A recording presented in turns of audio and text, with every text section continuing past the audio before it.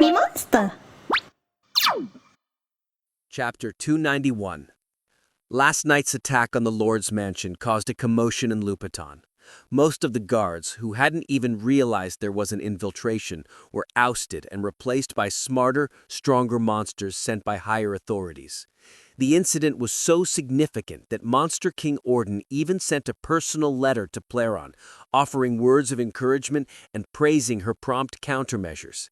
Any servant would have been honored to receive such a letter from their king. Yeah? Amidst all the chaos, Chuck Jung-young entered the Lord's mansion. No one stopped him as he walked down the hallway. "Explosion, you say? Geez, you guys are nothing without me," Chuck Jung-young muttered, looking down at Boss, who was lying in bed. "It's not that we're weak," Jane remarked bitterly. "Bell's just too strong."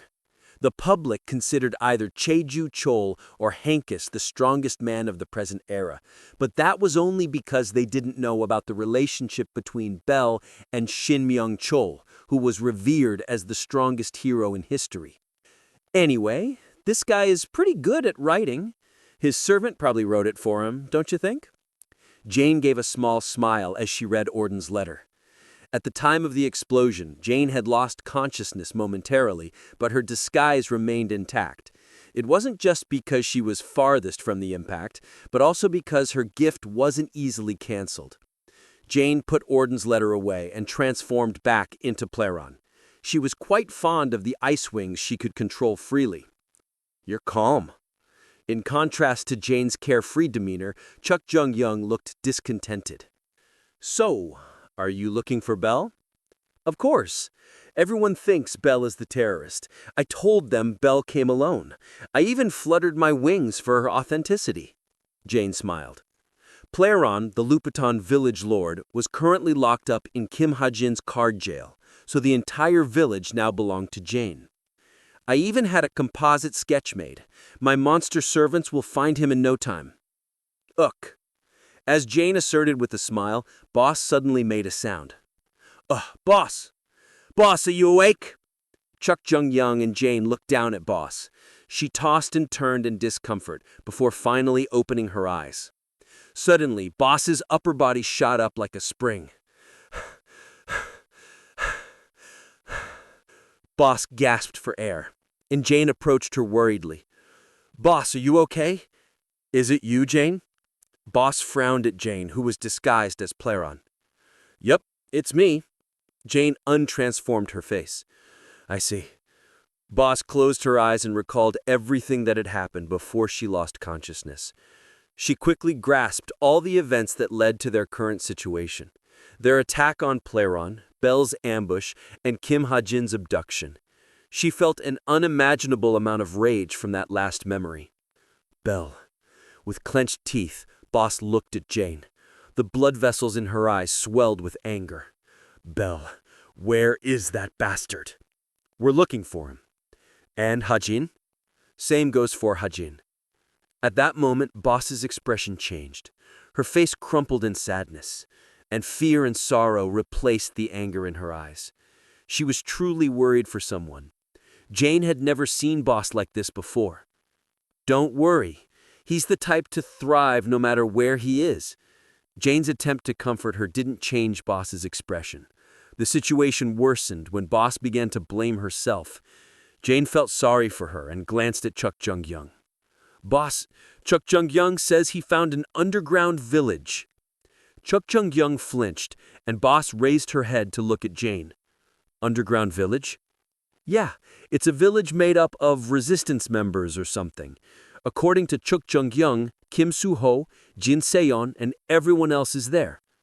Boss usually wasn't interested in heroes, but Kim Soo-ho was an exception. People said the Swordsman of Wish would become the youngest master-rank hero in history.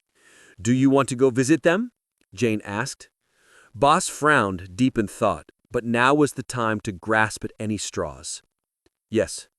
She finally nodded. Meanwhile, in the underground village in Lupitan, we've obtained information about Tigris's travel route. Their mission was well underway. Although Lupitan's surveillance had increased after last night's incident, the number of resistance members also increased. They felt they had nothing to worry about. So, Tigress will be giving a speech in Doloren Square, Eileen asked, who'd secretly arrived last night. In all seriousness, Eileen stared at the document outlining Tigress's travel route. Yes, but we'll stay put while he's giving the speech. We'll strike after his speech when he's leaving the square to go somewhere else, Elio explained, having devised the mission with Ikong Myung. The most important part of this mission is Tigress's horse. Horse? Yes, he's called Horseless. He's known to be violent toward everyone except his owner. Tigress is extremely fond of this horse. Rumor has it he even loves him. Elio showed Eileen a photo of the horse. Horseless was beautiful. His white mane contrasted sharply with his pitch-black body. Eileen couldn't imagine him being violent. That's why Elio's next words were shocking. Horseless eats humans. What? Humans?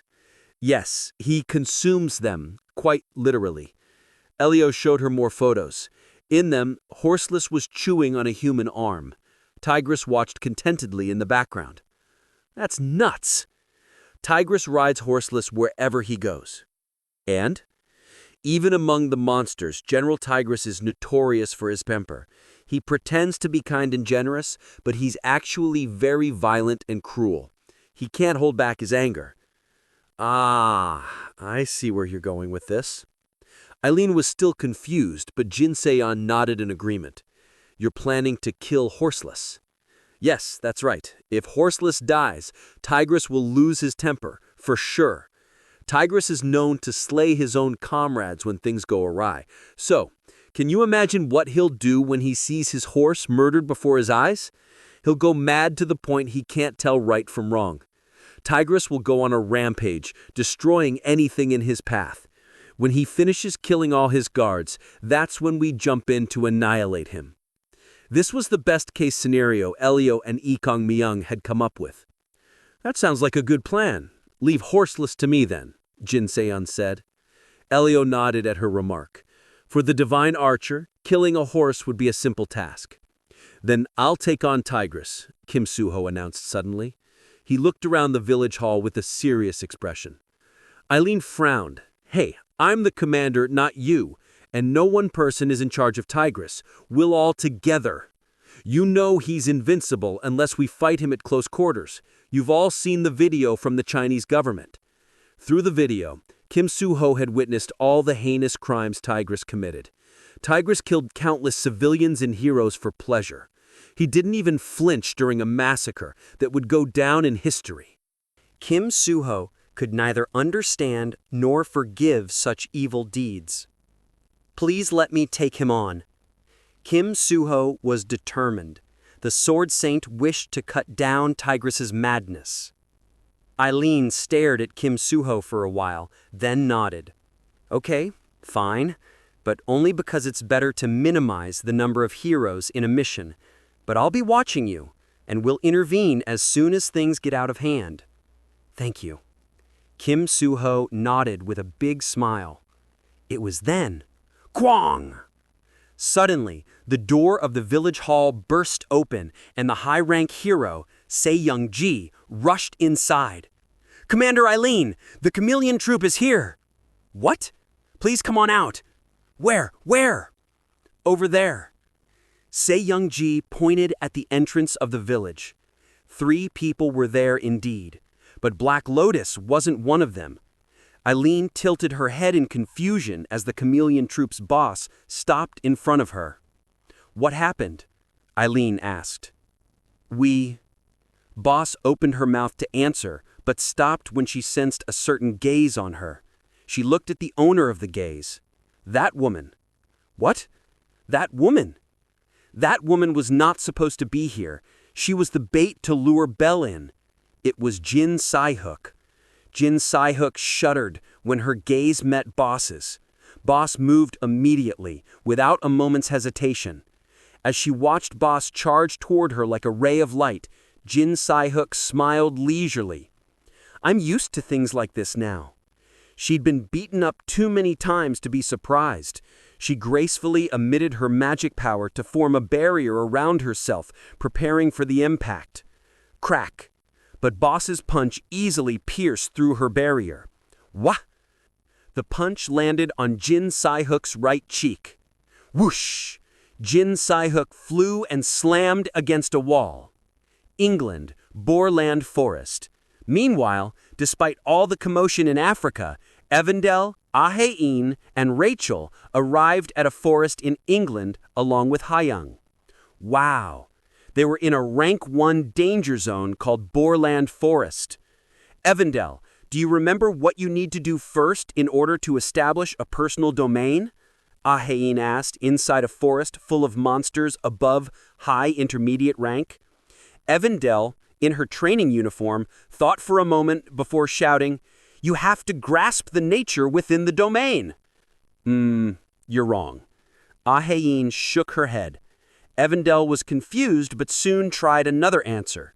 Then, you have to befriend the nature within the domain. How? How do you befriend it? That's... Evandel glanced at Rachel seeking help. But Rachel was already preoccupied with the sorrow of her upcoming breakup. Evandel held Rachel's hand gently. You don't have to try so hard. That answer was wrong too. Hajin smiled and stroked Evandel's head. The first and foremost thing you should do before establishing a personal domain is... She raised her head and looked out at the surrounding nature.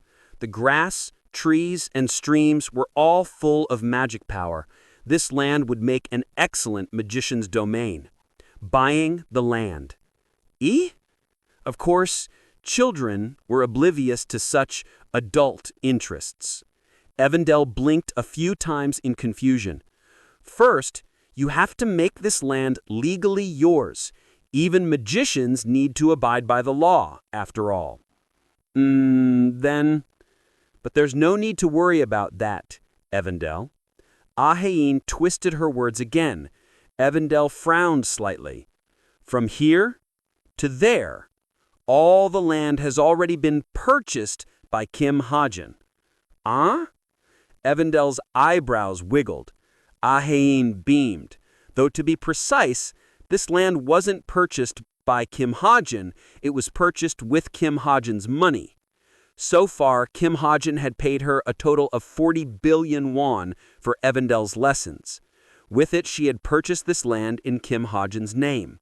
Are you ready to begin? Yes.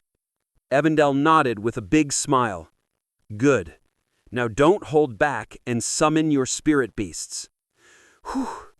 Evandel closed her eyes and took a deep breath, then sat on the grass emitting her unique magic power signature. The message embedded in the signature was, "Come to me." Your next task is simple. You'll consolidate this land with the help of your spirit beasts. As you live in nature with your spirit beasts, and as you create new ones, make this land acknowledge you as its rightful owner. Evandel nodded, eyes shut tightly. She focused on emitting her magic power signature for the next 5 minutes. Vibrations and noise came from far away. Tens of thousands of spirit beasts that Evandel had released were returning to her. They're coming, yes. Both Hajin and Rachel waited for the wave of spirit beasts to appear. Ooh, ooh. The faint vibration soon became a loud roar. Amidst the majestic sound of footsteps that filled the air and the earth, the two adults were overwhelmed as they witnessed Evandel's spirit beasts approach from a distance. Spirit beasts surrounded Evandel.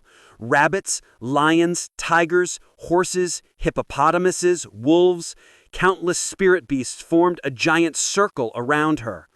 One would be lucky to witness such a spectacle even once in a lifetime. Now, open your eyes. Evandel opened her eyes. She looked at the spirit beasts around her and smiled mischievously. Let them roam around freely. Your spirit beasts will consolidate your domain for you. Okie? Evandel set her spirit beasts free. To-do-do-do-do. Hee-hee! The footsteps, the roars, the fluttering of wings. Her spirit beasts jumped into the air and ran along the earth, leaving their marks all across surrounding nature. I woke up in a dark room. I could feel a soft mattress under me. For a moment, I blinked a few times and assessed the situation. Immediately, I was filled with confusion. I remembered getting swept up in a huge explosion, but I wasn't hurt. In fact, my head felt clearer than ever before. Perhaps it was because of the orb of regeneration, but it was still strange how refreshed I felt. Was it because I got a good amount of sleep? Or was this also due to my luck? "You're awake!" A voice disturbed my thoughts. I tilted my head slightly to the side. There I saw a handsome man who looked like Legolas from Lord of the Rings, smoking a cigar. "It's you again." I knew this man, Bell, but there was no hint of hostility in his eyes. The way he opened his eyes wearily made him appear quite attractive, actually. "What's your deal this time?" Bell spoke slowly, stroking the dark circles under his eyes. Nothing big. I just looked at your memories with my ultimate skill for 10 minutes or so." "What?" It turns out I can't keep it up for longer than 10 minutes. Your memories are just too complex, so I only saw bits in here and there. It's not like I have a voyeurism fetish." "No, that's not what I frowned.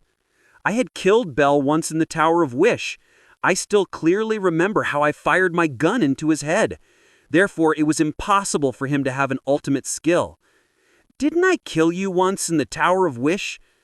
Right, that happened. But you can't kill me. My body is made up of magic power, thanks to my authority, magic power body." Bell yawned and stretched at the same time. "No, but I did kill you." You're right. Your anti-magic power did break my magic power, but it couldn't destroy my authority." Tell me more." "I'm saying you should just consider me nature. This world has already recognized me as a part of nature. Just like how wind blows, rain falls, and flowers bloom, I too am a part of nature. So when I die, nature automatically rearranges my existence. This phenomenon is only possible because I am entirely made up of magic power. In short, I can't die. I'm bound to live forever." I was at a loss for words. Magic power body was indeed in my original settings, although eventually I got rid of it because it felt overpowered. But still, resurrection was never a part of magic power body. When I turned my doubtful gaze at Bell, he smiled at me. "By the way, aren't you curious about the fact that I looked at your memories?" "Huh?" My heart sank. The fact he looked at my memories meant that Bell now knew all of my secrets. "Yeah, that's how you should respond." Bell smirked and sat down next to me. "I never imagined there'd be another transmigrator other than Jin Sayak and Kim Suho." "Transmigrator?" What Bell said was strange. At first I was confused, but I soon realized he had interpreted my memories in a completely different way. "Yeah, transmigrator. Kim Hajin and Kim Chundong are the same, yet completely different people. That's the reason Jin Sayak thought you were her servant. Kim Chundong, whose body you took over, became Jin Sayak's servant, Kindspring in Akatrina." "I understood that much. I also saw the world you're originally from, although I couldn't figure out how you came here since that information had been blocked securely." I said nothing and only stared at Bell. "Another Earth in a parallel universe. It was a boring yet nonetheless fascinating story." Bell smiled leisurely. I looked at Bell's deep, dark blue eyes. Just what exactly was this man who was neither in my original novel nor setting? "Do you want to know who I am?" Bell muttered as if he had read my mind. "Will you give me an answer if I ask?" "Of course. It's give and take. I figured out your identity. Now you should know mine." I looked at Bell as if saying, "Then tell me." "Okay, but first, have you heard of Baal?" I froze. Baal. That was the name of the devil ranked first among Solomon's 72 devils. He was the most popular and the most powerful devil of all, along with Satan. So you do know. Then you also know that for a devil to descend on earth, he needs an incarnation body, right? Belle smiled. I listened to Belle in a daze. At this point, you probably figured out where I'm going with this. I'm Baal's incarnation body. I only have 6 months left at most. In 6 months, Baal will be born in my head.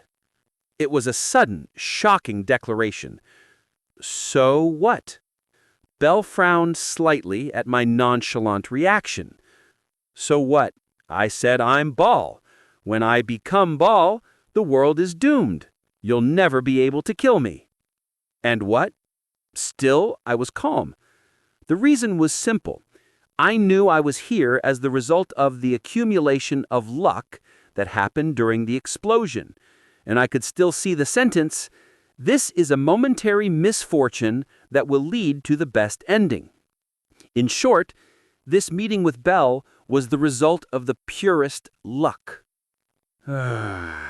Finally, Belle sighed. Okay, I'll get to the point. But first, Belle's gaze suddenly sharpened. Chundung. Belle called Kim Chundung. He was one of the 2 people in this world who knew Kim Chundung. Kim Chundung. Also, he was the only one who witnessed the root of Kim Chundung's existence. In response to the called name, your synchronization with Kim Chundung is increasing. Something in my heart responded to Belle's voice. I glared at Belle, and Belle asked me, "Do you think you would be able to betray Baal for just a second?" He was asking me if I could betray Boss. Chapter 292. I sat up without replying. Belle continued speaking. Demon realm transformation is progressing even as we speak. It's still faint, so humans can't detect it, but soon it will spread to the heart of Earth. The final setting of my story, Demon Realm Transformation. This was when the Demon Realm's land eroded Earth. It meant the story was heading toward its end. No one can stop Demon Realm Transformation. It's the prelude to the descent of devils. For the story to have a happy ending, Kim Suho had to eliminate the devils and save humanity. If you want to stop Demon Realm Transformation, or in other words, if you want to see the best ending, you should trust me. I couldn't help but doubt Belle. Somehow, he seemed even more confident about the ending than I was. The offer I want to make is simple. Belle finished his cigar. After a brief silence, he burned it away with black magic power. The smoke filled the air as he spoke. Help Sahyuk to kill me. What? My eyebrows furrowed. But Belle smiled even more leisurely and continued with the strangest words. I know you and Sahyuk have a complicated relationship, but she's the only one who can kill me. That was when I realized what felt so off about Belle. He didn't have a desire to live, something all humans naturally possessed. Was it because he knew he was Baal's incarnation? I couldn't understand. Can't you just go to Jin Sahyuk and let her kill you? What's so complicated about it? Ah, if only it was that easy. Belle put on a sad expression. I want to die. I've lived too long and have no desire to live. But I do have a survival instinct. Instinct is different from desire, because this instinct comes from Baal, who resides in my head. But didn't I kill you with ease before? When I killed Belle in the Tower of Wish, or as Belle said, killed his body, I felt no sign of Baal. I told you, I won't die if I'm killed. Baal only reacts when my existence is at risk of annihilation. When that happens, Baal should shoot out of my head and erupt into a frenzy. He paused, then wore a look of reminiscence, as if recalling something from long ago. I've killed many because of this instinct. A sorrowful smile appeared on his face, but soon disappeared as he continued in his usual tone. So I want you to help Sahyuk. She can become much stronger than she is now. Help her get stronger so she can kill me. If she doesn't, Baal will destroy Earth once he descends. That's something neither you, me, nor that monster king Orden wants. I still had many questions and doubts, but I knew Bell was mostly telling the truth, thanks to the upgraded observation and reading. Life Force 100, 100. Name, Bell. Alignment, neutral. Realm and potential, inestimable. Status, being honest. Of course, being honest didn't mean he was telling the truth.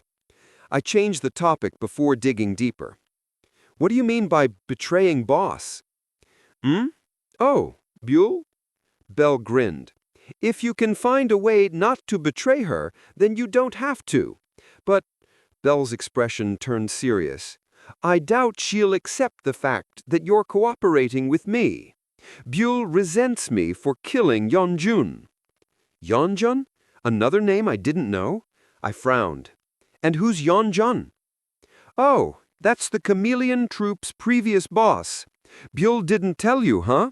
Well, it's not surprising given how sensitive she is about it. Bell let out a dry cough.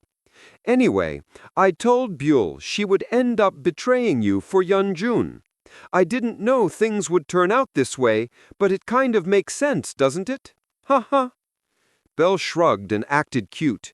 It would have been disgusting if he wasn't so handsome, but in any case, I understood what he meant. In a way, I was the only one who could understand Bell. He was like me, trying to conclude the story. Bell had chosen Jin Sahyuk for the ending he envisioned, while I had chosen Kim Soo-ho. One was a growing main character, the other a growing final boss. But technically, the growing final boss was also one of the protagonists of the story's latter half. Think of yourself as a princess maker. Sahyuk is a princess, after all. Bell rested his chin on his hands and stared at me. So, will you do it? If you do, I'll support you so Sahyuk can become yours. I frowned at the strange connotation in his words. I don't want Jin Sahyuk to become mine. Bell replied casually, Just think of it as my dying will. Underground Resistance Village. The commotion died down only when the sun set.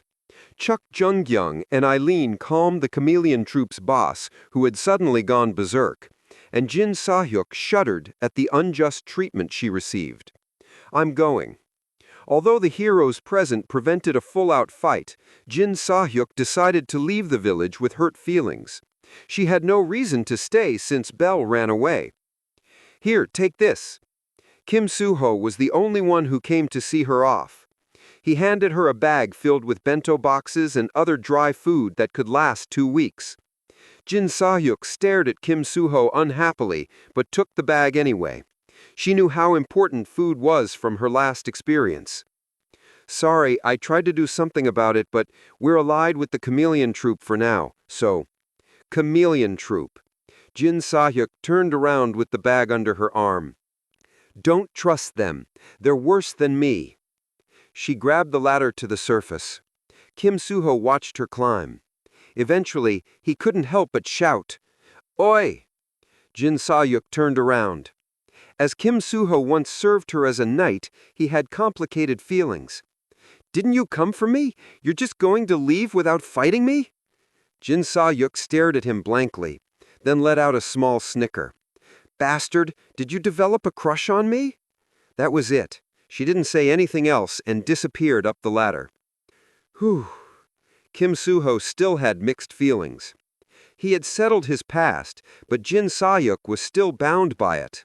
That was why she regarded him as a traitor. But looking at her back, he didn't feel good. Though she was a powerless leader, she was still the king he once served. Eileen approached as Kim Soo-ho fell into thought. Don't worry about someone like her. Tigress will be coming in 2 days. Eileen crossed her arms. The rehearsal is starting soon, so follow me." "Yes."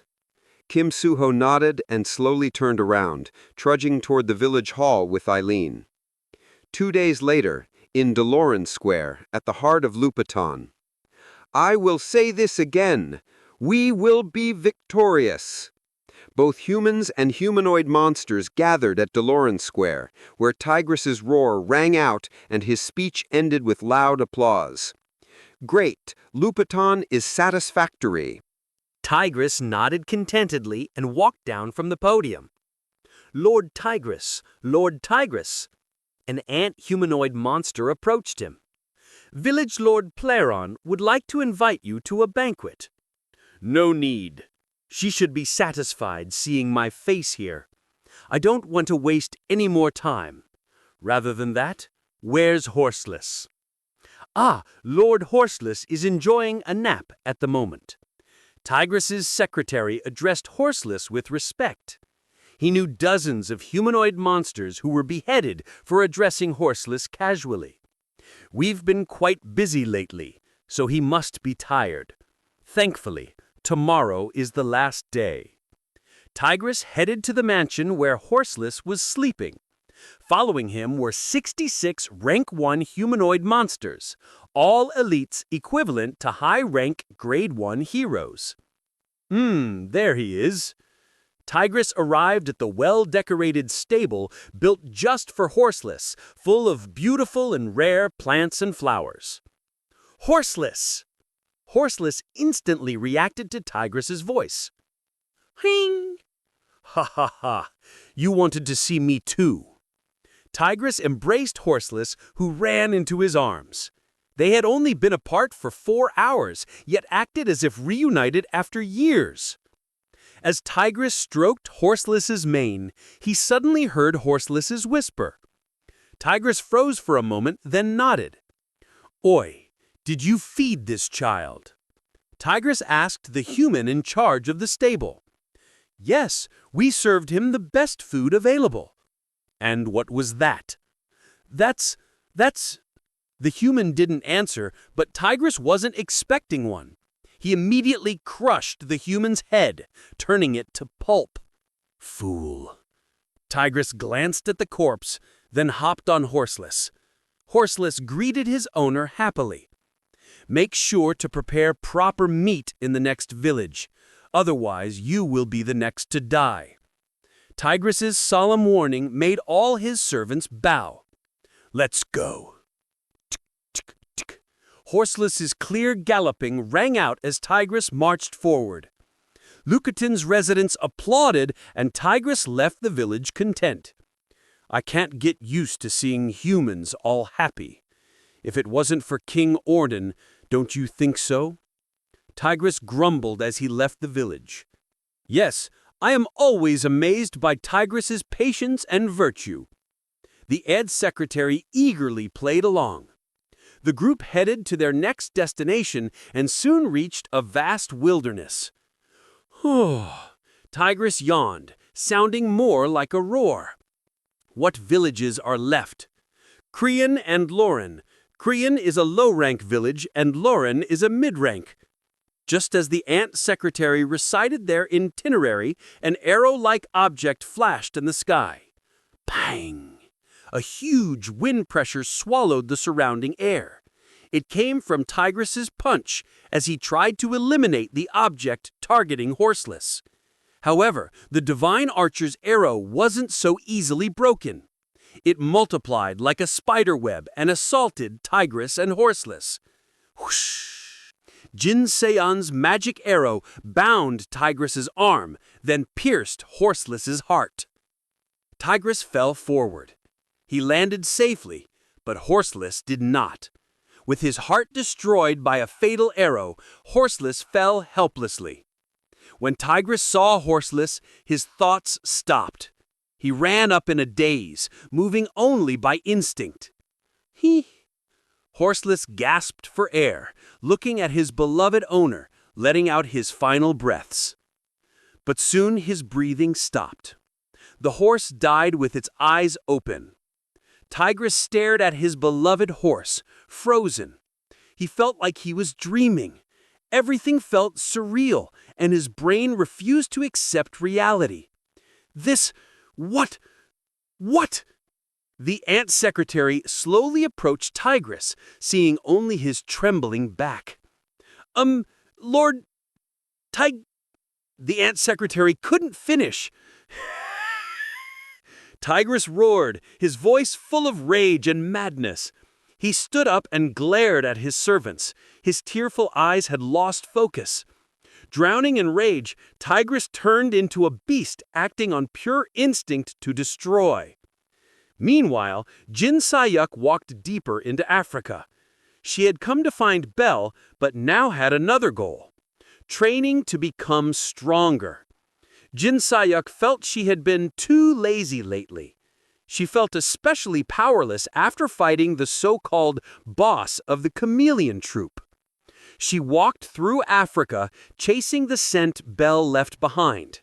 Any monster or humanoid monster that hindered her, she killed. Was this what Belle was aiming for? And now thousands of monsters and humanoid monsters surrounded her. The fight was well underway. Jin Sayuk released countless weapons, shredding monsters, and a mountain of corpses piled up. But there seemed to be no end to the monsters. "Give up, Jin Sayuk, Kredek." A humanoid monster resembling a drake spoke. He seemed to be the commander. Jin Sayuk's eyes widened. "You know my name!" "Kredek, of course. You became the king's servant, yet betrayed him and ran away after just 1 week." "Oh, you're talking about that!" Jin Sayuk had received a Katrina's crystal from Orden, but she didn't remember becoming his servant. She made a wry smile. "Are you prepared to die, Kredek?" Jin Sayuk checked her condition. She had been pushing herself for a month without proper rest, so she wasn't in great shape. In fact, she was below average after the fight 2 days ago. "Are you prepared to die?" But as expected, Jin Sayuk pushed herself into a corner. Pushing past her limits was how she planned to get stronger. She was confident in her potential. "Kredek, foolish human!" The drake spat out a fireball. Kwah! Jin Sayuk jumped to dodge.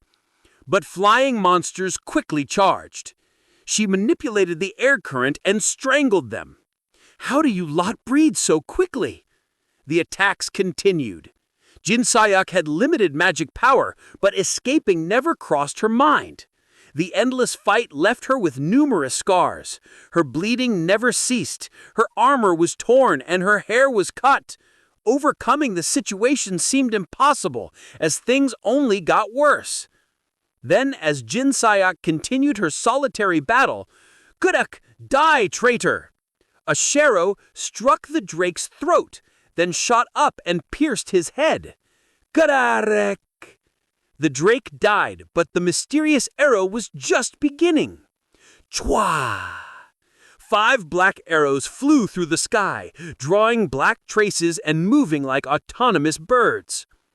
Jin Sayuk stared in a daze. The arrows moved at incomprehensible speed, taking the lives of countless monsters. The lines they drew resembled modern art. Cock! Crack! Cook! Monsters fell one by one. The death toll reached double digits, 3 digits, then 4. All this happened in less than 3 seconds. "Who is it?"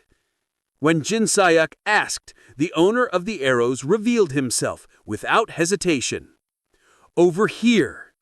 The voice came from above. Jin Sayuk looked up. On a nameless mountain, the man she was looking for, along with Belle, stood there. Kim Hajin.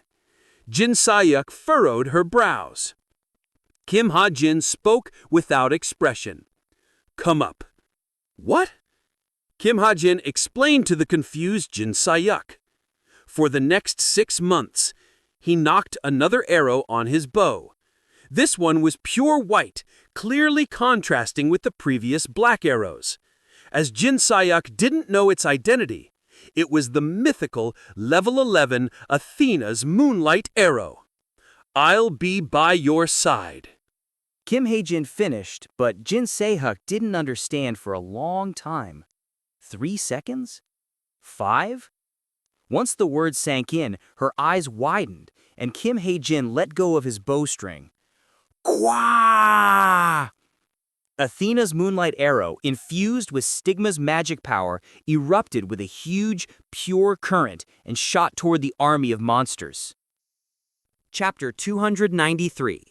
The Purest Light, amplified by Stigma, an arrow once used by the Greek goddess of wisdom, level 11 Athena's moonlight arrow, flew silently, devouring both sky and earth. As the arrow soared, the world turned white. All nearby monsters were burned alive by the overwhelming moonlight. Though it was still afternoon, the sky darkened, as moonlight only shone in the dark. Come up here. I urged Jin Se-hyuk, who was staring at me in confusion. I didn't have much time. I'm going to leave you behind if you don't. Woo! At that moment, the footsteps of another army of monsters echoed from beyond the horizon. Startled, Jin Se-hyuk glanced at the horizon, then at me, before leaping up to the cliff where I stood. What's with you? Why did you suddenly come here and... I let Jin Se-hyuk babble and activated my spirit power. Psst! My spirit power created a portal. I grabbed Jin Se-hyuk and pushed her inside, then followed after her. We arrived in a dark cave on the coast of Africa. You bastard! You were the one who kicked me out, so why did you come to me? Suddenly, Jin Se-hyuk grabbed me by the collar. I only looked her in the eye. What, you're just going to ignore me? Huh? Is that it? Belle had told me a lot about Jin Se-hyuk, about her life on Earth after her death in Akatrina, the path she took, and the agony and pain she endured. Hey, Kim Hajin! Kim Hajin! Kim Hajin! When I heard Belle, I felt hopeful that maybe the ending of my novel could change. In my novel, Jin Se-hyuk was an unforgivable villain and a hopeless tyrant. But in this world, she changed because she met Belle, a character who didn't exist in my original story. Are you deaf or something? I didn't trust Belle completely. I still had many doubts about him, and he clearly had secrets I needed to uncover. But none of that mattered right now. I wasn't worried at all. After all, I had the Book of Truth with me. Answer me! Jin Se-hyuk started shaking me side to side. My body swayed like a paper doll because of her strength. I answered nonchalantly. It's only natural for a servant to be with his king, right? Jin Se-hyuk froze. Her hands were still around my neck as she muttered coldly. That's bullshit. What do you mean? I shrugged. She was extremely suspicious of me. Kind Spring and Kim Hajin. She was torn between the two. Anyway, I've decided to train you in place of Belle for the next 6 months, or shorter if possible. What? Training? Cut the crap! You've met Belle? What did you two talk about? Well, can you let go of me first? I looked down at my collar. Her grip was so tight I couldn't move at all. I felt as if my whole body was bound, even though she was only holding my collar. The difference in our base stats was too high. Why would I... Let go. I scowled. Jin Se-hyuk didn't loosen her grip and only stared at me. There wasn't a trace of fear in her eyes. Now, a while ago, she couldn't even speak properly in front of me. Do you think I'm a joke just because I've been going easy on you these past few months? What? Jin Se-hyuk clenched her teeth and didn't answer. Now was the time to set things straight. I only had one streak of stigma left, but I was confident I would win.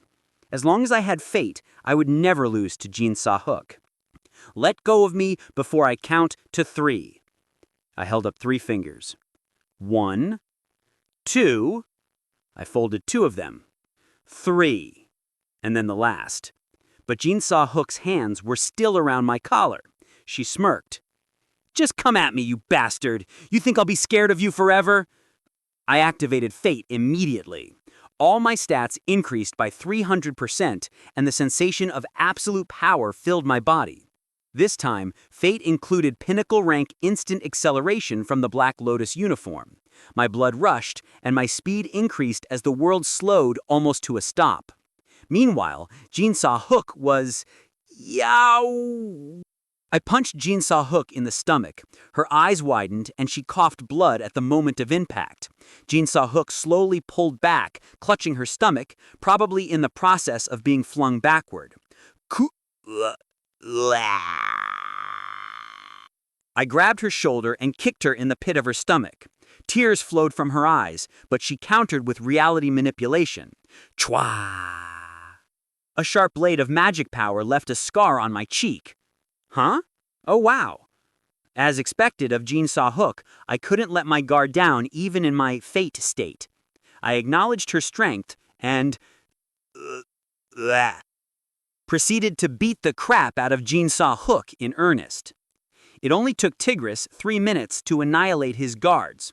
The front row was killed before they could react. Others tried to fight back but failed. Tigris murdered all his subordinates in just 3 minutes. Get started, Suho. We'll cover you. Roger. Tigris was finally alone. Now was the best time to strike. With Misteltein in hand, Kim Suho dashed toward his target.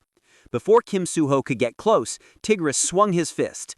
His punch flew toward Kim Suho, who was still 500 meters away. This was the famous formless tiger punch, Tigris's specialty. Clang! Kim Suho swung Misteltein and stopped the attack. Only then did Tigris take interest in Kim Suho. Staring straight at his enemy, Kim Suho whispered into his radio. I'll prepare myself for a long battle. Yes, do that. It's better that way. Since we've got the chameleon troop with us, you won't have to worry about reinforcements. Formless Tiger Punch was almost invincible. It could travel afar, attacking everything in Tigris's 320-degree field of view. Still, it was controlled by magic power. Tigris, as the descendant of the Himalayan mountain tyrant, naturally had a small capacity for magic power. Therefore, a chance would come as long as one could endure until Tigris's magic power ran out. That was exactly what Kim Suho was waiting for. He was fast enough to evade Tigris's attacks, and his gift could sever Formless Tiger Punch. Tigris! Kim Suho shouted. Tigris got up slowly and glared at him. The anger in his eyes seemed to have subsided. Kim Suho shouted again, I killed Horseless! He decided the fastest way to deplete Tigris's magic power was to drive him mad again. His decision was wise. Madness engulfed Tigris's eyes again. With an earth-crushing roar, countless formless tiger punches rushed toward Kim Suho. Pang! Pang! The punches came from every direction, sky, ground, and air to the side. There was no pattern, and each punch was just as lethal. Despite this, Kim Suho managed to block them all. The sword of the Sword Saint was poised and efficient, severing the punches from all directions. Ba-ba-boom! Amidst the endless attacks, Kim Suho closed his eyes. His vision went dark, but his other senses heightened. He now relied only on his senses and intuition, reaching the epitome of perfect swordsmanship. Koom! Tigris continued to swing his fists, using his 108 consecutive punches he was so proud of. No one had survived this attack so far. Sk-sk-sk-sk. Kim Suho slid his sword back into its sheath, then drew it again and swung forward. Chwa! His sword draw technique spread out like a wave, thwarting Tigris's 108 consecutive punches. Is this all you've got? Kim Suho's swordsmanship truly suited his title, Sword Saint. He was now fully revealing his state of existence. Africa, Undersea Cave. Our first training, a mock grappling combat, ended in 3 minutes. Jin Sayuk was now lying sick in bed while I sat in a chair next to her looking down. To be fair, I wasn't in great condition either due to the side effects of fate. Anyway, until then, let's not talk about king and servant and all that. Cut off the root of the problem. We'll only get headaches if we keep bringing it up. Jin Sayuk glared at me in silence, her eyes threatening. Wipe that scowl off your face. Jin Sayuk sighed and turned over. She muttered, What are we doing for half a year? First of all, dungeons. Dungeons? Jin Sayuk showed some interest. Yep, Africa is full of interesting dungeons. I heard there's one called the Quiz Dungeon. Dungeons are dangerous, but they have amazing rewards. From now on, I needed to hunt for items. Clearing dungeons would help Jin Sayuk grow and allow me to secure materials to forge new equipment. I planned to dismantle existing artifacts with young dwarves' dexterity and recreate them as higher quality artifacts.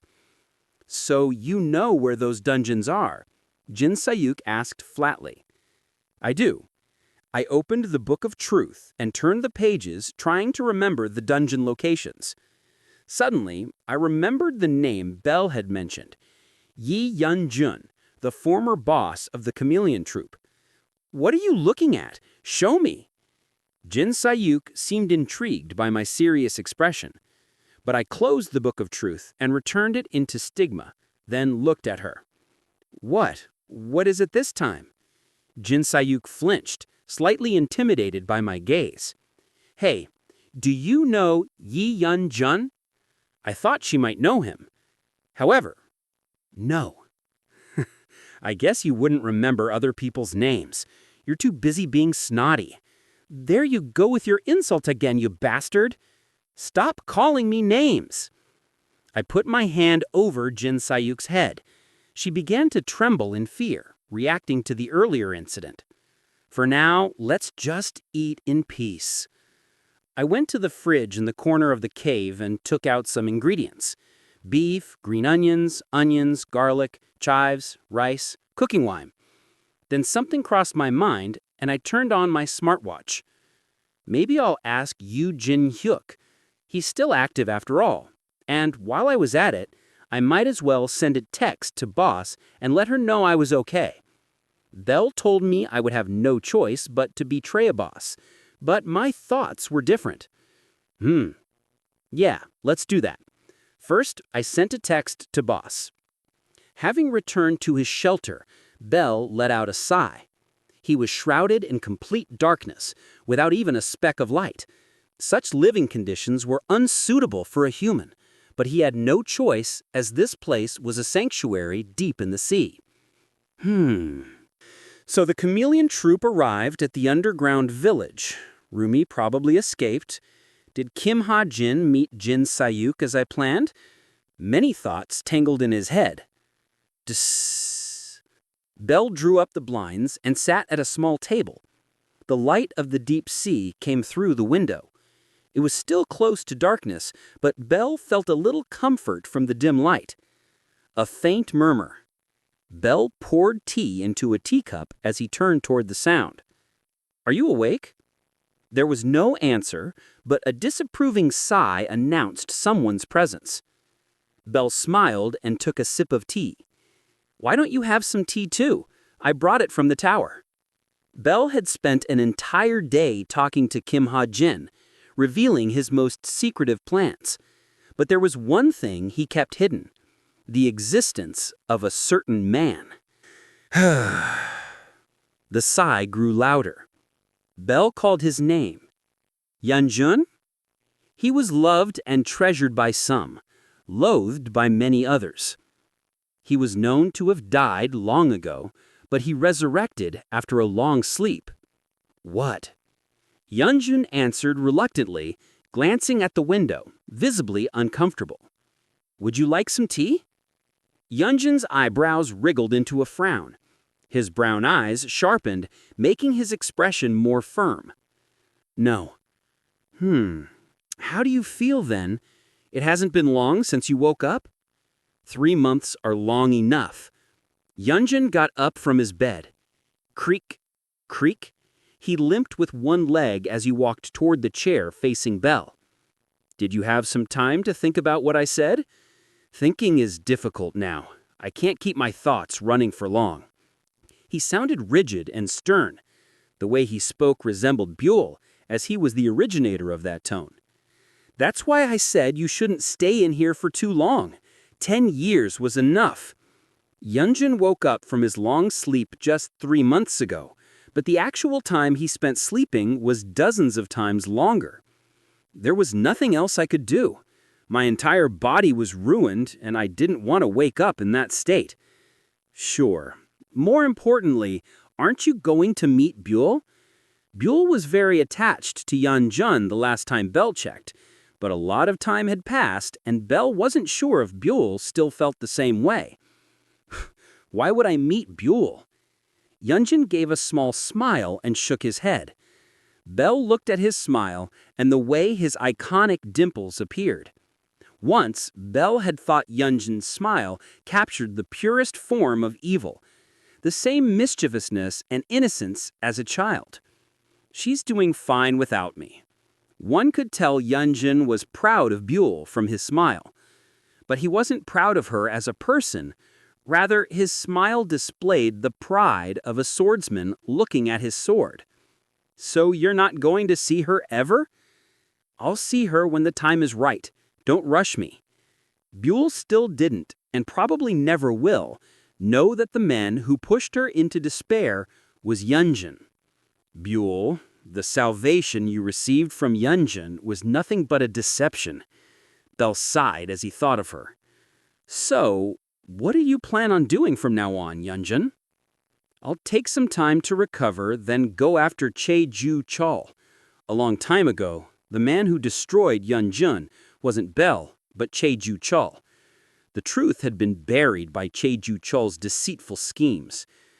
Right.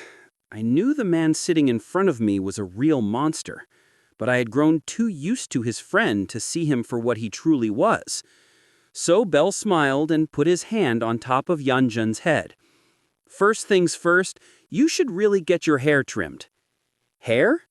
Jun frowned. No need. I need to stay hidden for a while anyway, and long hair will help with the disguise. Then I take it your next goal after killing Che-Ju Chol is still the same? Yeah, it became even clearer the longer I slept. It was like someone was breathing the answer into my head. Really? That sounds interesting. Belle also knew that for Kim Hajin to reach his own end, he would need to kill this man. When that time comes, I might feel a little sad, Belle thought. For that reason, Buell would have to betray Kim Hajin. She would never be able to forgive Kim Hajin for killing Yi Jun. Chapter 294. Africa, Desolate Wilderness. Northern winds swept across the cold wilderness as a 4-hour-long battle neared its end. The strength of the enraged tigress's formless tiger fist gradually faded, but Kim Soo-ho maintained his initial prowess. The Sword Saint's movements were precise, and his swordsmanship was flawless. Tigress could do nothing to break through Kim Soo-ho's offense or defense. Sword Saint. I'll admit it's a fitting title. Chok Jung-young commented from afar, watching the fight. Seeing Kim Soo-ho's impeccable swordsmanship, Chok Jung-young felt a strong urge to join their artistic fight. But he knew how frustrating it was to be interrupted in the middle of a good battle, so he held himself back. Hoo-hoo, how is it? He's stronger than you, right? Aileen said, arms crossed as she watched the battle. Chok Jung-young glared at her. It's not a matter of strength, but of circumstance. If it were me, I wouldn't have forced Tigress into such a cowardly situation. Tigress's strength was remarkable, but after Horseless died, he revealed his full power too easily, even using it to kill his own comrades. The battle was never fair to begin with. Cowardly? Oh, please, think about what he did to the people he abducted. And you shouldn't talk about being cowardly. I saw what you guys did 20 years ago. Then who did it? The old us. Are you kidding? Aileen frowned at Chok Jung-young's vague answer. Chok Jung-young coughed and avoided her gaze. Aileen clicked her tongue and picked up her transceiver. Jinseon, Kim Soo-ho, it's time to end the tiger hunt. We can't wait much longer. They could have waited for Kim Soo-ho to finish Tigress, but too much time had passed.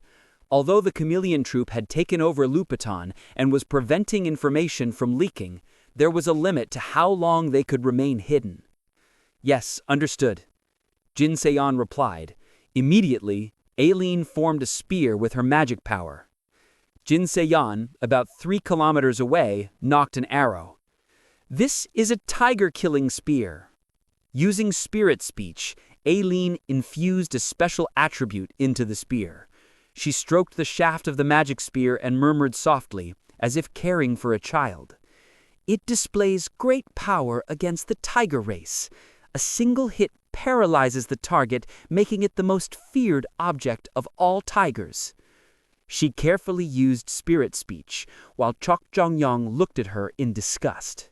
"You damn human!" At that moment, Tigress roared and charged at Kim Soo-ho. "A mere human!" This was the moment Kim Soo-ho had been waiting for, when formless Tiger Fisk weakened enough that Tigress had to close in. Kim Soo-ho recalled something Kim Hajin once told him.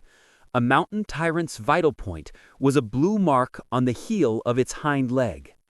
So as Tigress charged, Kim Soo-ho smiled slightly.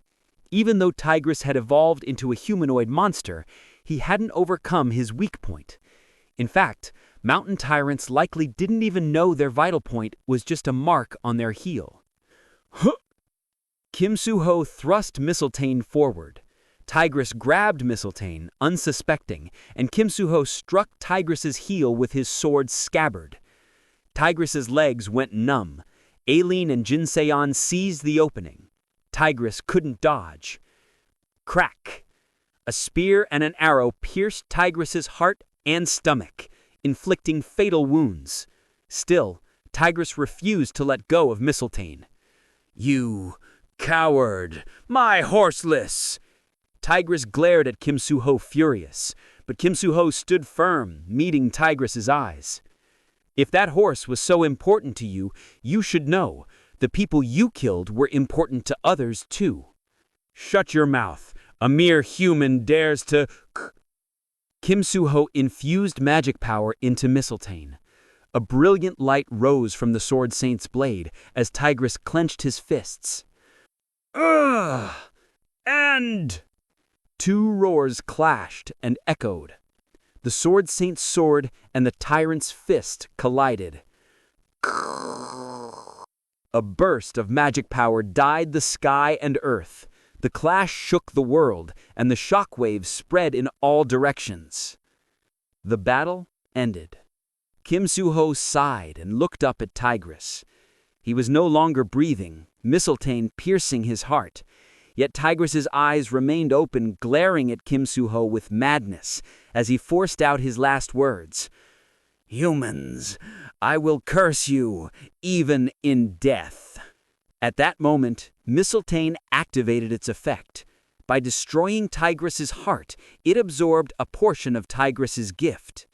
Acquired Tigress's wish, formless Tiger Fist. Tump! Tigress's heavy body fell to the ground.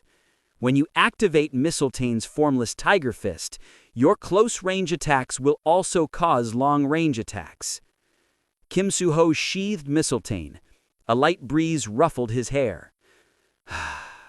Victory left a bitter aftertaste. Was it because the fight wasn't fair?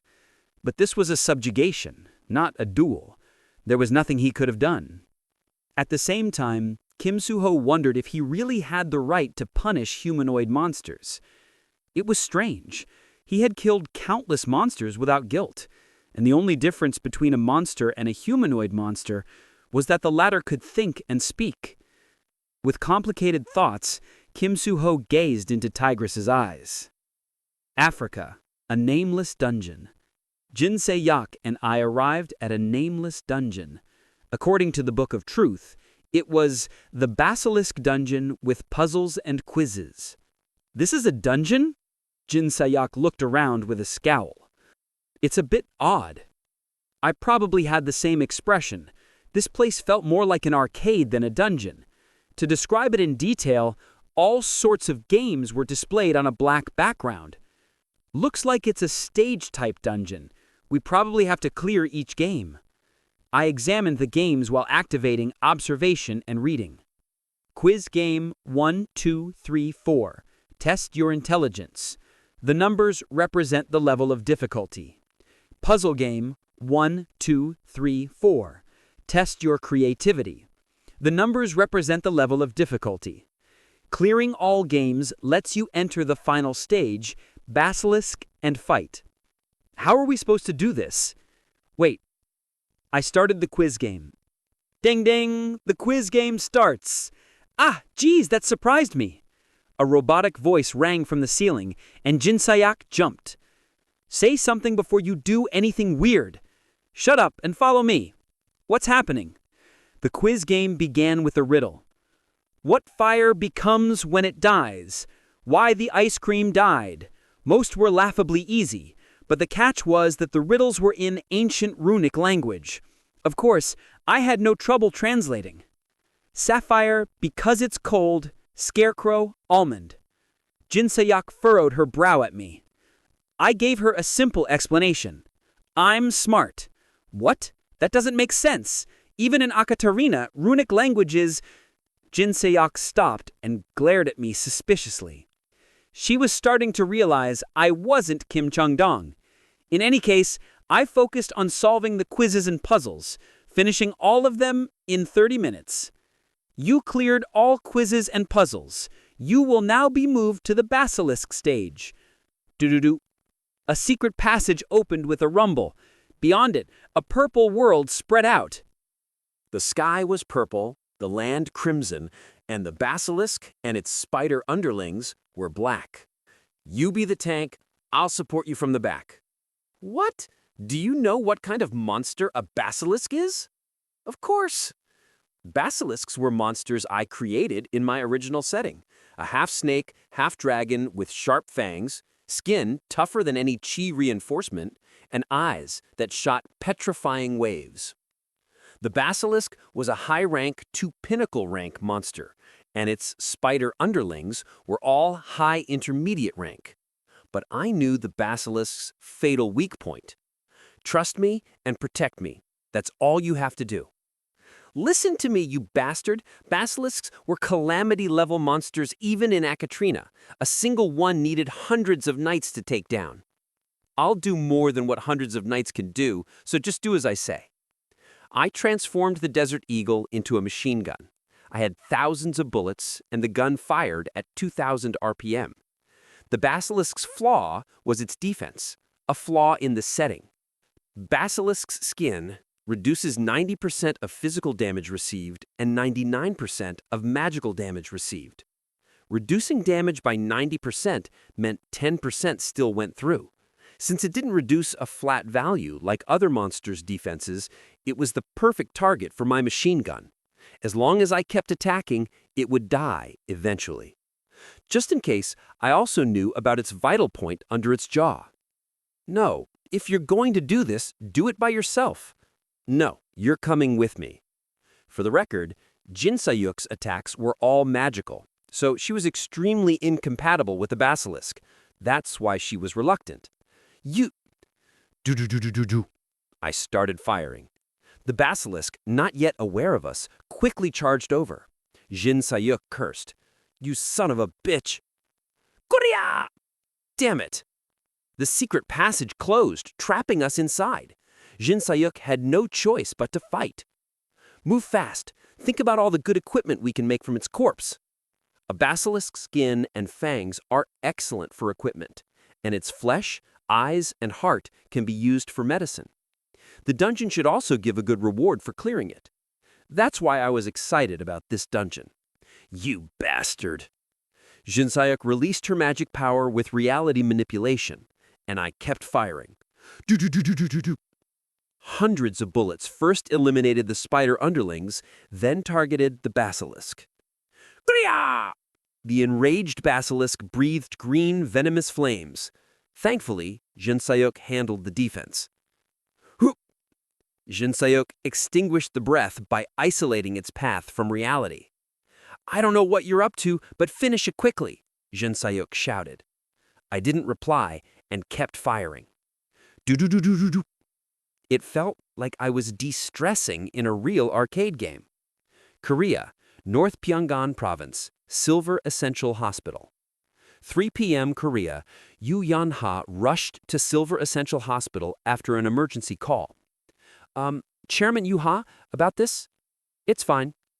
As soon as Yu Yan-ha got out of the dwarven supercar, hospital employees approached her with worried faces. I'll see what happened myself. Yu Yan-ha entered the hospital and soon reached the top floor where O.J. Jin was staying. For O.J. Jin and his wife, Essence of the Strait had turned the penthouse into a 1970s-style village. But now, the penthouse was empty. No signs of life remained, and the wooden floor was freezing cold. How long has it been like this? He was here when we checked last night. Yu Yan-ha closed her eyes and sighed. Something hot boiled inside her. He ran away, without a doubt. The O.J. Jin couple had run away. They must have wanted to live in peace now that O.J. Jin's dementia was cured. We're deeply sorry. The hospital employees bowed deeply. But Yu Yan-ha said nothing. She was angry at their betrayal, but couldn't bring herself to curse them. After all, O.J. Jin was honored as one of the 9 stars for sacrificing himself to save the world. But saving the world meant nothing if you weren't part of it. Asking him to sacrifice himself twice was unreasonable. It's fine. If he wanted to run away, there's nothing any of us could have done. Yu Yan-ha turned away bitter. At that moment, a new alarm popped up on her smartwatch. You gained DP. You obtained 12,328 DP. The character she sponsored, Lilos, had helped her gain more DP. The news cheered her up, but she kept a stiff expression and ordered the employees, first, change the floor back to VIP rooms. Don't try to find O.J. Jin Nim. Just then, the smell of kimchi jjigae reached her. What's this smell? The esteemed O.J. Jin and his wife made kimchi jjigae before they left. Huh, how kind of them. Yu Yan-ha laughed and walked into the elevator. It does smell great. I guess I'll have kimchi jjigae for dinner. The kimchi jjigae Kim Hajin made me was amazing. I wonder if he'll cook for me again. She closed the elevator door, swallowing her saliva. 4 days passed since Tigris's assassination. A bloody wind blew through Lupaton. The village lord, Pleron, escaped in fear of punishment, and Lupaton's residents now had a 9 p.m. curfew. More importantly, Orden made a formal declaration to the world. With war brewing, the underground fortress was under heavy construction to build a tunnel to Orden's palace. Orden's palace is right above this place? The special task force paid DP to the demon merchant to reach the palace's foot. Yes, we did it carefully. Not even Orden should have noticed it. The demon merchant answered Eileen's question. Great, then what about what we asked for? It's the same. Commander Yi Gongmyong had asked the demon merchant to create 18 different entryways. The Special Task Force's 177 members would split into teams of 10 to infiltrate the palace and draw attention, while Heinkes and Chechu Chal would deal with Orden. Eileen SC? Huh? What's up? Yi Liang-ha, following Eileen, muttered nervously. The Immortal and the Lord of Steel are working together in this operation? Isn't that amazing? I'm already getting goosebumps. Shut it, fool. There are only 4 days left until D-Day. Ready yourself. The dual-pronged operation would begin in 4 days. Hundreds of thousands of human soldiers would gather in Africa. Orden would focus most of his forces on the large army, so the Special Task Force would use this chance to strike. You're right. We only have 4 days left. Are you nervous? Eileen turned around. Che Na-yoon, Kim Soo-ho, and Yoon Sang-ah were also there. No, I'm okay. I'm fine. I'm a bit angry. Che Na-yoon, Kim Soo-ho, and Yoon Sang-ah answered in turn. Yoon Sang-ah was the only one sulking. Eileen sighed and looked at Yoon Sang-ah. Why do you have the I stepped on poop face? Are you a kid? Me? You're the one who didn't tell me Jane came here. Jane had told Eileen she disguised herself as Pleron. This was the first time Eileen learned that Jane was part of the chameleon troupe. It's politics. Honey, you know what she did to me in the past. Think of the bigger picture. If you can't cooperate, leave the team. Yoon Sung-ha bit her lips, glared at Aileen, then turned away. Kung, kung. She stomped off angrily, and Aileen just shook her head. She's sulking. Kim Soo-ho, you deal with it. Kim Soo-ho smiled wryly at Aileen's order. Oh, right! Suddenly, Chae Na-yoon's eyes widened. When Aileen and Kim Soo-ho looked at her, Chae Na-yoon took out the invitation letter to the love room from her pocket. What's that? Aileen looked curiously.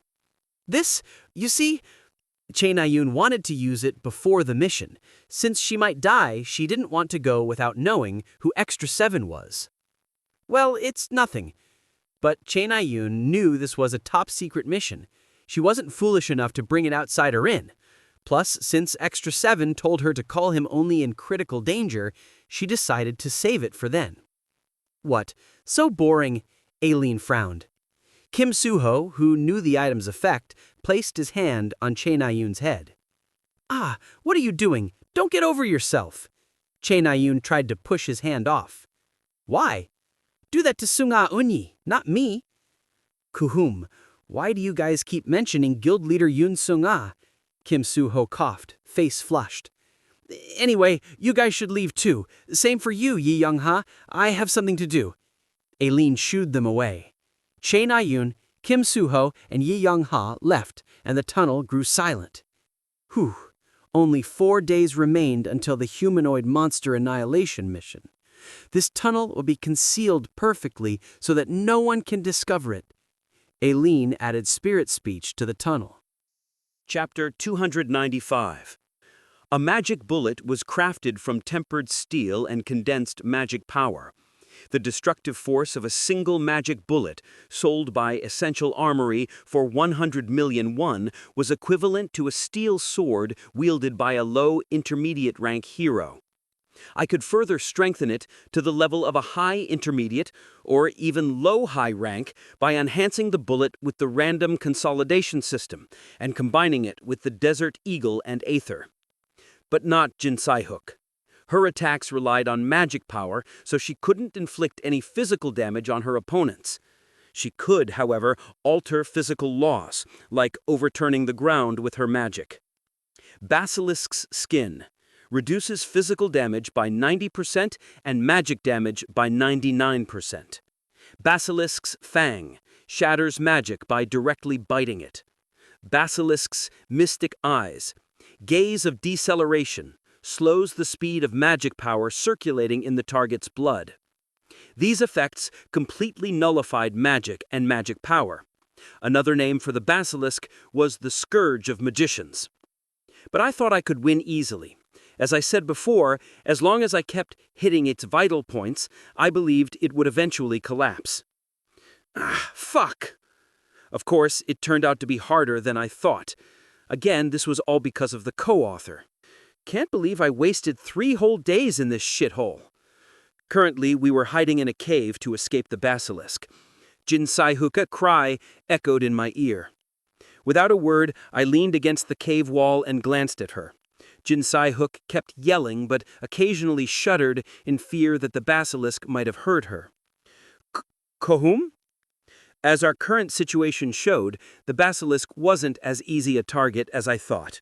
In fact, he was off the charts in difficulty. His recovery ability was much more overwhelming than in my original setting. Stage effect. The basilisk has been blessed with stage effect. His recovery rate is increased by 300%. The basilisk itself hadn't changed. The problem was this strange stage effect. No matter how many times I shot him with magic bullets, the basilisk instantly recovered from his wounds.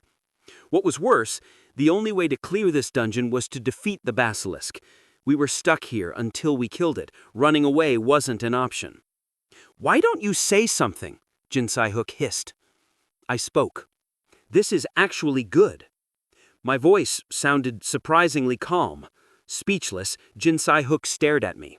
"What the hell do you mean by—" "No, wait, why do you only use that weapon? Go and beat that snake up like you did with me." She was overestimating my physical strength because of fate.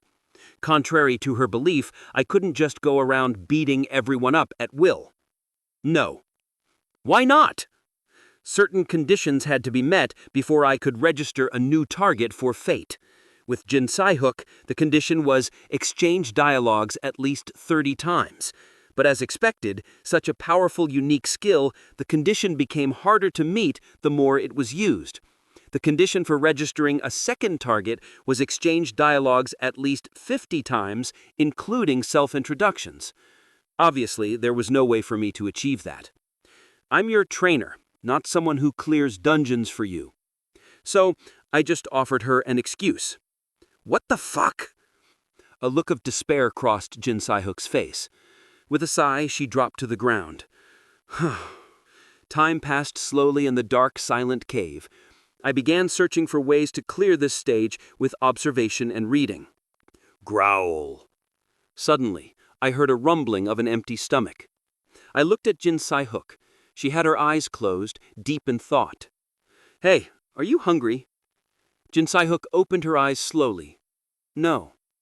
Oh, but I think you are. Sensing the faint sarcasm in my voice, Jinsai Hook frowned. Don't underestimate me. Hunger used to be my best friend. Have you ever survived only by eating grass roots? She was righteously enraged. Slightly embarrassed, I nodded and turned my gaze outside. Hiss! There, the basilisk was giving orders to a couple of spiders. He was probably saying something like, "Find those two imbeciles and bring them to me. Hiss!" I watched the basilisk for a while, then I suddenly remembered the minigame and pulled it up. Extra's knight, Latron, became the youngest high intermediate rank knight in history. But things haven't been going well for her recently. She borrowed money to build a temple for Extranim that failed to capture people's attention. She also ran out of DP. But what troubles her most is the feeling that her growth has stopped. She wants to become a high-rank knight as quickly as possible so she can repay Extra for his kindness.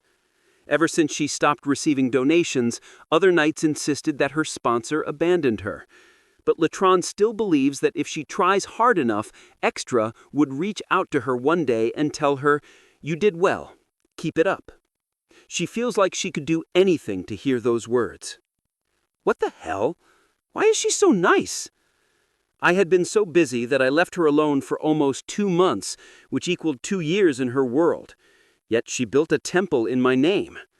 I checked the amount of DP Latron had made me so far. It was 53,271 DP in total. I added 47,629 DP to it and donated a grand total of 100,000 DP to her. You donated 100,000 DP. You left a message. You did well. Keep it up. Latron is surprised. Hard times are past her, and she's moved to tears. Hey, what are you doing? Jinsai Hook suddenly leaned towards me. Huh? Oh, I'm thinking of ways to kill the basilisk. I did have a 9-star card in my card pocket. Story of a legend on the mural. Individual 9-star. Effective good. Part of a legend manifests to assist you. I could easily defeat the basilisk with this card, but it would be a huge waste to use it now. I'd been saving it for the very last fight, the battle against Baal. And how are you going to do that? Well, I'm thinking I could play around with attributes. The basilisk's attribute was poison. To counter poison, I needed an even stronger poison, so I would have to apply a poison attribute to my bullets, then... Wait a minute. Suddenly, a brilliant idea crossed my mind. What if I could extract the basilisk's poison and crystallize it? Of course, the basilisk's poison was too strong even for Aether to handle. If it got anywhere near me, it could melt not only Aether, but my entire body. But right now, I had Jinsai Hook. If she could use reality manipulation and allow only a small part of the basilisk's poisonous breath to pass through, then I could crystallize the breath with extraction and permanent materialization. Hey, Jinsai Hook. What? The basilisk could become our gateway to mass-producing poisonous bullets. And the bullet, made from the basilisk's poison, would surely be lethal to all monsters, humanoid monsters, and jinns. Gwanghwamun, Korea, Tower of Hero, upper floor. The current situation in Lupitan is complicated. On the highest floor of the Tower of Hero, where the most important meetings were held, Yi Gongmyung was briefing 3 important people. After the death of General Tigris, Orden's rage spread to Lupitan. He's making life difficult for not only humans, but also humanoid monsters. The harsh living conditions have freed some of the humans from Orden's brainwashing. It seems that some of the monsters are also turning against Orden. The resistance is rescuing the de-brainwashed residents from Lupitan and helping them escape Africa. Cheju Chol, Heinkus, and Yu Yen Ha listened attentively. We have decided to take advantage of the confusion and rage to prepare a second attack. Over 100,000 of our soldiers are currently out in the fields of Africa. Surely, Orden's elite soldiers will gather there to confront us. Orden's palace would be empty, and Cheju Chol and Heinkus would proceed to assassinate Orden. It was a simple yet systematic plan. I see. That sounds fun. Heinkus nodded with a smile, but Cheju Chol remained expressionless. Yi Gongmyung handed the 2 men velvet pouches. Inside are pinnacle-grade medicine and magic scrolls. I wanted to prepare some cards for you, but only players can use them. When Kim Suho cleared the Tower of Wish, the conditions for card use were adjusted. Originally, only players who reached the 21st floor of the Tower of Wish could use the cards. But now, any player could use them. Anyways, O Queen of Soul. Suddenly, with a smirk, Heinkus looked at Yu Yen Ha. Please stop the joke. But it's no joke. That's what the media calls you, the Queen of Soul. Anyways, I heard O.J. Jin ran away. Yu Yen Ha nodded with a long face. Yes, I delivered him the medical pill for curing his side effect, and afterwards, I understand. However, Heinkus did not think lowly of O.J. Jin. There's nothing scarier than losing yourself. Death would have been a better side effect. To lose oneself and to forget all the values and beliefs that one has kept for an entire lifetime. What could be more tragic than such an end? Well then, Jucho? Heinkus called Cheju Cho. Despite Heinkus's friendly demeanor, Cheju Cho remained nonchalant. Let us get ready. The folding fan was all Cheju Cho needed, but Heinkus was different. He took out his armor for the first time in forever. Come. With a single word, his armor came to him. Clunk, clunk. The breastplate stretched across his chest, and the gaiters covered his legs. The chainmail, gauntlets, and other parts of the armor surrounded his body, and lastly, the helmet concealed Heinkus's face. Each part of the armor fit together perfectly. It was not the old-fashioned, heavy, and crude kind of armor. You could only see armor like this in games. The harmonious combination of silver armor and a red cape was very classy. Steel Spirit Resistance increases resistance to all attributes by 80%. Steel Spirit Rigidity reduces damage by 80%. Steel Spirit Regeneration, constant recovery rivaling time reversal. Steel Spirit Sword, sword sturdier than any metal. Steel Spirit Intuition, the collective intelligence of 23 invincible steel spirits. Steel Will, no metal in the world can defy Heinkus. Yu Yen Ha stared at Heinkus in a daze. I see your armor is still needlessly garish, Cheju Cho remarked flatly. Really? Now, let's turn that frown upside down, Jucho. You're on your way to see your granddaughter. After all, why do you care about my granddaughter? She's a memorable one, that granddaughter of yours. Let's play another game of chess later. Unlike you, your granddaughter is terrible at chess. Heinkus continued to talk, and over time, Cheju Chol's expressionless face turned into a small frown.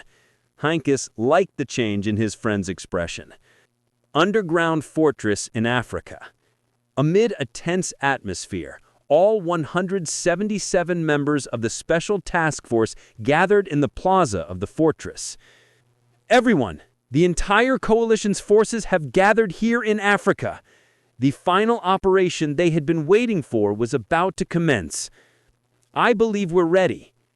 Aileen stood on the podium and began her short speech. The mission starts tomorrow morning before sunrise, but don't be too nervous. The anxiety, agitation, and fear that they all felt began to fade slowly before Aileen's spirit speech. Kim Suho. Shin Jong-hak approached Kim Suho in the middle of the speech. He was carrying Shang Yu's Conqueror's Spear, which he purchased for 200 billion won. It was a legendary artifact second only to Longinus among spears. Wow, that spear is... That's right. This is the spear wielded by the strongest warrior of ancient times. It even has two use effects named Shang Yu's Covering Chi and Conqueror's Farewell, after his famous anecdotes. Lu Bu is nothing compared to him. Ha ha ha! Shin Jong-hak burst into laughter. It was unclear whether he wanted to relieve his own nervousness or simply show off his new weapon. This spear is beautiful inside and out. It captures the supremacy of a king. It was worth all the boasting in the world. Indeed, the artifact originally belonged to none other than Shang Yu, one of the most prominent warlords of ancient times. In fact, all the nearby heroes, including Che Na-yun and Yun Sung-ah, threw awestruck glances at the Conqueror's Spear. Congratulations. I'm jealous. Enough with the formalities. Do you want to make a bet? A bet? With a chuckle, Shin Jong-hak tightened his grip around the spear. On who will be the one to kill Orden? Shin Jong-hak stared at Kim Suho. He was beaming with confidence, and the magic power surrounding his Conqueror's Spear was as confident and courageous as its owner. Sure. Kim Suho gave a small smile. Let's make a bet. The negative feelings they once harbored for each other had already disappeared. Shin Jong-hak was no longer the cowardly and narrow-minded teenager he once was, and Kim Suho no longer considered him an arrogant noble. This was the butterfly effect caused by a man who wasn't here. Everyone! Aileen suddenly raised her hand and shouted, "Don't die! We'll fight and win!" Her words were imbued with powerful spirit speech. They turned into snow that piled up in the hearts of the heroes in the form of determination. Basilisk Dungeon. I continued the extraction process with Jin Sahyuk. In 12 hours, we created 55,000 Basilisk's poison crystal. Yu Yan-ha could make tens of thousands of bullets out of this. Or I could just shoot the raw crystals. Though to do that, I would first have to add an anti-poison attribute to the Desert Eagle. When does this end? Jin Sahyuk asked with a sigh. She was clearly worn out from overusing reality manipulation. This is enough for now. The Orden annihilation operation will begin soon. I put all the crystals in my spatial pouch and got up. Wong! My spatial pouch began to suck the crystals up like a vacuum cleaner. Can we leave now? Of course. A little while ago, I realized how to defeat the basilisk. The basilisk's resiliency, which we found troublesome, was due to the stage effect attached to his skin that faintly glimmered green. But this effect could easily be nullified with the Mystic Key. All I need is this. I took out the Mystic Key. The only problem was getting near the basilisk, but this could be solved with Jin Sahyuk's help. After I got rid of the stage effect with this key, I could simply blast the monster with my bullets. Or I could synthesize and condense some basilisk's poison, enhance it with random consolidation system, and shoot it at him. Poison could be countered with even stronger poison, after all. Hey, Jinsayuk. What? However, in order to do that, first I had to get rid of the stage effect attached to the basilisk. Fine. To my surprise, Jinsayuk stepped forward without putting up a fight. 3 hours later, along with the body of a basilisk, we obtained 2 amazing artifacts. Even Jinsayuk exclaimed in surprise at the sight of them. Thank you for listening. If you enjoyed this story, don't forget to subscribe, comment, and like the video. Have a suggestion? Let me know in the comments.